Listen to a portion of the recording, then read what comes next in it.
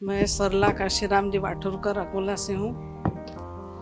पता नहीं मेरे हृदय में ऐसा माता पिता की याद और उनके चेहरे नज़र के सामने आने से, जो भाई गुजर गए, माता पिता गुजर गए, मेरे जो नज़दीकी रिश्तेदार है वो गुजर गए, उनके भाव से मेरा हृदय भरा और अपने आप मेरे आंखों से आंसू निकलने लगे।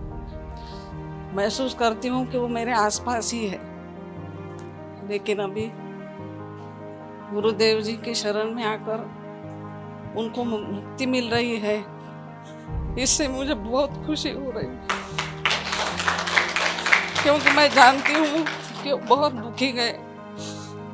घर की परेशानियाँ, बच्चों की परेशानियाँ मेरे माता पिता को बहुत झेलनी पड़ी, और मेरे भाई भी मृत्यु जो उनकी हुई वो सामान्यतः जैसी होनी चाहिए नहीं वैसे नहीं हुई। जैसे हम बोलते हैं कि अधोगति से हुई। एक भाई को पैरालिसिस हुआ था, एक भाई का मन के में खराबी आ गई थी, एक भाई को जलोदर हो गया था, और ऐसे वो बहुत दुखी गए। माता पिता तो बहुत ही दुखी गए बच्चों के कारण। मेरी माँ भी बहुत दुखी गई। मेरे छोटे यानी माँ के छोटे बच्चे बचपन में गुजर गए। पोले के दिन जब बैल निकलते हैं, हमारे यहाँ पोले का त्यौहार बहुत बड़ा होता है, तो बैल जब निकलते हैं तब एक मेरा भाई गुजर गया। तो माँ अभी भी रोती थी जब तक थी।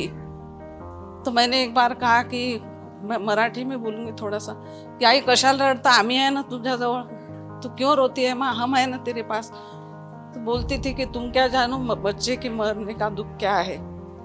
और हर त्योहार में पोले के दिन वो रोती थी। माँ का हृदय होता है। एक भाई मेरा उसके सामने